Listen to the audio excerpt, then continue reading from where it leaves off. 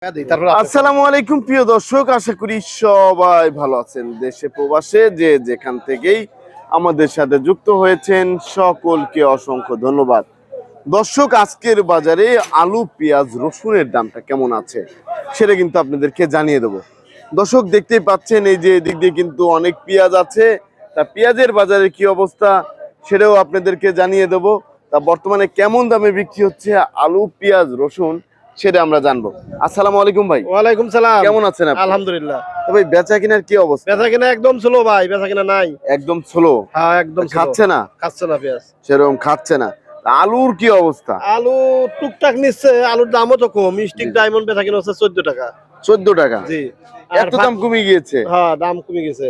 এত দাম কমে গিয়েছে। পেঁয়াজ বেচা কাকা বর্তমানে আমদানি কি কম না বেশি? আমদানি আছে মোটামুটি, খারাপ না, ভালোই আছে। ইন্ডিয়ার পেঁয়াজ রসুন কি দরকার আছে? না, ইন্ডিয়ান পেঁয়াজ রসুন দিয়ে কি করবো? আমার যথেষ্ট পরিমাণে পেঁয়াজ রসুন আছে।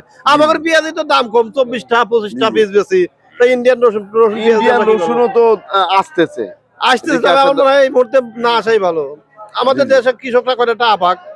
জি জি জি। যে পরিস্থিতি, আমরা তো অনেক সময় আসলেই জন চাষিদের সাথে কথা বলি, অনেকেই খুব আফসোস করে জি জি। যে এত দামের এত কম দাম, আমরা যে টাকা খরচ করছি মূলত ও টাকা উঠবে না। জি জি। মানে এমন পরিবেশ ওদের। আমি আজকেও কথা বলছি ফরিদপুর রাজবাড়িতে, বলতেছে ভাই এত কম দাম, আমরা পেঁয়াজ উঠিব না। তাহলে পরিবেশটা কোন জায়গায় দাঁড়াইছে? অনেক। আবার বৃষ্টি হচ্ছে। আবার বৃষ্টি হচ্ছে। আপনি একটা জিনিস চিন্তা করেন, 1 কেজি সারের দাম 60 টাকা 70 টাকা। জি জি জি। 1 বিঘে জমি করতে মেলা সার লাগে, কামলা লাগে। মানে ওদের যে খরচ, জমির কথা বাদ দিলাম, যে খরচ, ওই খরচের টাকাটাই বর্তমানে উঠতেছে না। জি জি। আপনি আর একটা জিনিস চিন্তা করেন, 1 লিটার পানি বাংলাদেশে কয় টাকা দাম? 30 টাকা। জি জি। আর 1 কেজি পেঁয়াজের দাম 24-25 টাকা। তাহলে তো খুবই খারাপ অবস্থা। যে দেশে মানে ঘির চাইতে দুধের দাম বেশি, ওই দেশে মালামাল বিক্রি করা যায় না। এই দেশে দুধের চাইতে ঘির চাইতে দুধের দাম অনেক সমস্যা। তা এখন আমি জানতে চাচ্ছিলাম বর্তমান রসুনের বাজার কেমন? রসুন বেচা কেনা হচ্ছে আপনার 45-50, সর্বোচ্চ 50 ভালোটা। আদার বাজারটা? আদা তো আমি সঠিক করতে পারি না, সঠিক আমি যতটুকু জানতে পারছি 65-70। আমিও এরকম করছি। আর এই যে আরেকটা বিষয়, চাচা কোথা থেকে আসছে?